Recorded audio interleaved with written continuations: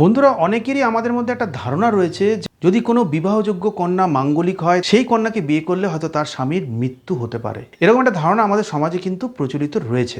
তখন কথা হলো, এটা কতটা সত্যি? এরকম একটা ধারণা আমাদের সমাজে কিন্তু প্রচলিত রয়েছে। আসল সত্যটা হলো, এই ধারণাটা কিন্তু সম্পূর্ণ ভুল।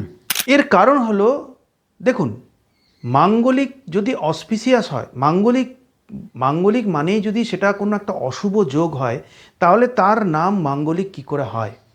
মাঙ্গলিক কথাটার অর্থটাই হচ্ছে অসপিসিয়াস, মানে যেটা খুবই শুভ। তাহলে সেই শুভ জিনিসটা কি করে অশুভ হতে পারে? মানুষকে মাঙ্গলিক যোগের মাধ্যমে ভয় দেখানো এবং তার মাধ্যমে বিজনেস করা, এটা কিন্তু একটা পুরনো রীতি চলে আসছে। এটার মাধ্যমে লাখ লাখ কোটি কোটি টাকা কিছু অসাধু অ্যাস্ট্রোলজার ইনকাম করে এসছে এতদিন।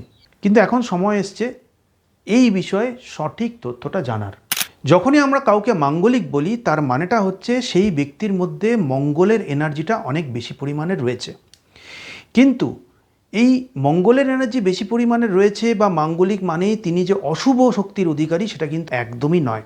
মাঙ্গলিক ব্যক্তিদের মধ্যে বিশেষ কিছু গুণ বা বিশেষ কিছু শক্তির অধিকারী এই ব্যক্তিরা কিন্তু হন। জ্যোতিষশাস্ত্রের মতে মঙ্গল গ্রহ কিন্তু অনেক কিছুর উপরেই প্রভাব বিস্তার করতে পারে। তবে আজকে যেটা আমরা আলোচনা করব সেটা হচ্ছে বিবাহের ক্ষেত্রে এই মাঙ্গলিক যোগ কি প্রভাব বিস্তার করে। দাম্পত্য জীবনে মঙ্গলের প্রভাব। মঙ্গল গ্রহ আমাদের অস্থিমজ্জা মানে বোন ম্যারো, রাগ, অ্যাগ্রেশন, ডেজায়ার এবং ইমোশন, এই সব কিছুকে গ্রহ নিয়ন্ত্রণ করে।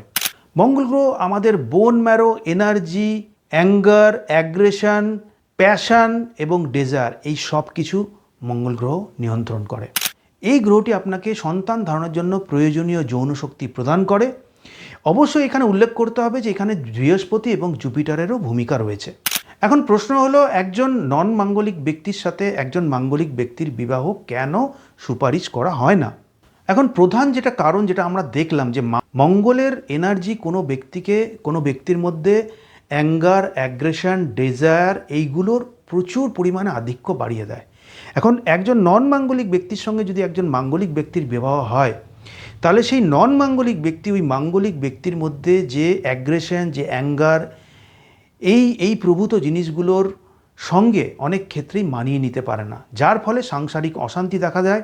নিত্য ঝগড়া, ঝামেলা, অশান্তি সেই সমস্ত বাড়িতে কিন্তু লেগেই থাকে। দ্বিতীয় যে কারণ, সেটা হলো এই মাঙ্গলিক ব্যক্তির যে এক্সেসিভ সেক্সুয়াল ডিজায়ার, সেটাও কিন্তু অনেক ক্ষেত্রে এই নন মাঙ্গলিক ব্যক্তির পক্ষে কন্ট্রোল করা অসম্ভব হয়ে পড়ে। এবং এর ফলে যেটা হয় সেটা হচ্ছে যে একটা অনিয়ন্ত্রিত বৈবাহিক রিলেশনশিপ, ইমব্যালেন্সড ম্যারিটাল রিলেশনশিপ, যেটা কিছু ক্ষেত্রে ডাইভোর্স, কিছু ক্ষেত্রে দুর্ভাগ্যজনকভাবে অনেক ক্ষেত্রে ডেথ পর্যন্ত গড়াতে পারে।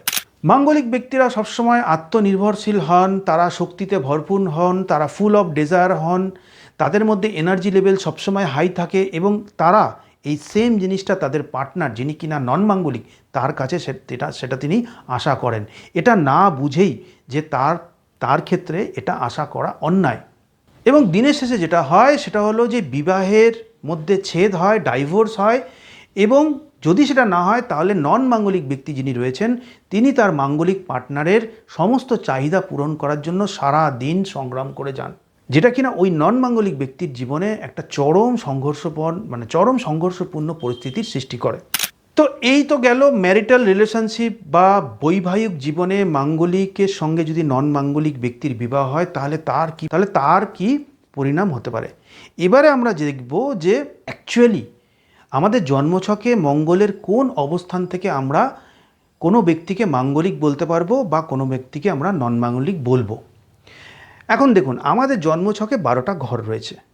এখন এই 12টা ঘরের মধ্যে স্পেসিফিক্যালি কিছু ঘরের মধ্যে মঙ্গল গ্রহের যে অবস্থান, সেই অবস্থান দেখেই কিন্তু একজন অভিজ্ঞ জ্যোতিষ বা কিছু ক্ষেত্রে যারা আপনারা নিজেদের চার্টকে আপনারা অ্যানালাইসিস করতে জানেন বা চার্টকে আপনারা রিড করতে জানেন, খুব ইজিলি আপনারা আপনাদের নিজেদের জন্মছক থেকে ধরে ফেলতে পারবেন বা যে কারোর জন্মছক থেকে ধরে ফেলতে পারবেন যে সেই ব্যক্তি মাঙ্গলিক বা নন মাঙ্গলিক।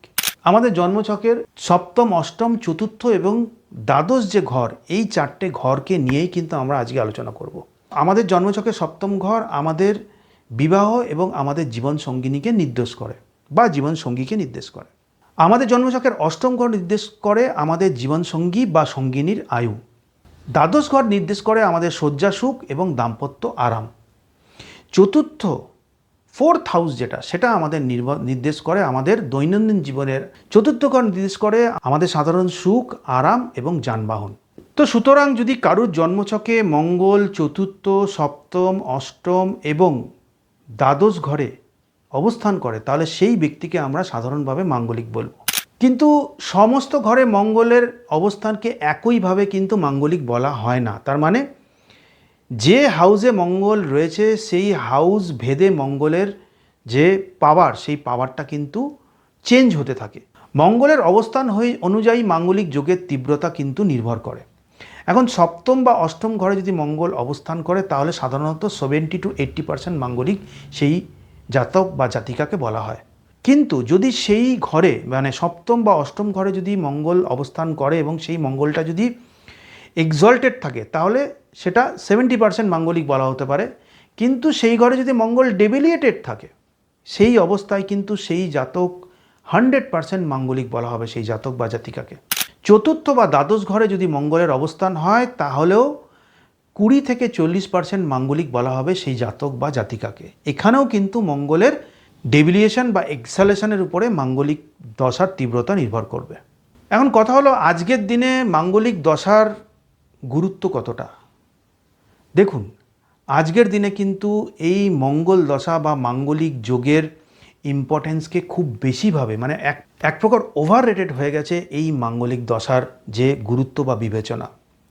এবং আজকের দিনে কুষ্টি মেলানোর সময় সবথেকে প্রথম যেটা দেখা হয় সেটা হচ্ছে যে জাতক বা জাতিকা মাঙ্গলিক না নন মাঙ্গলিক।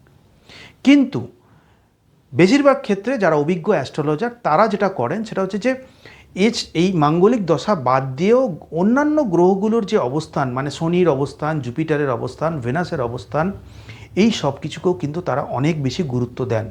এবং যদি দেখা যায় যে অন্যান্য গ্রহগুলো একটা ভালো যোগ ক্রিয়েট করছে সেই ব্যক্তির ছকে, জন্মছকে বা ভালো অবস্থানে রয়েছে, সেই ক্ষেত্রে শর্ত সাপেক্ষে মাঙ্গলিক দশা থাকার পরেও কিন্তু বিবাহের অনুমতি দেওয়া হয়।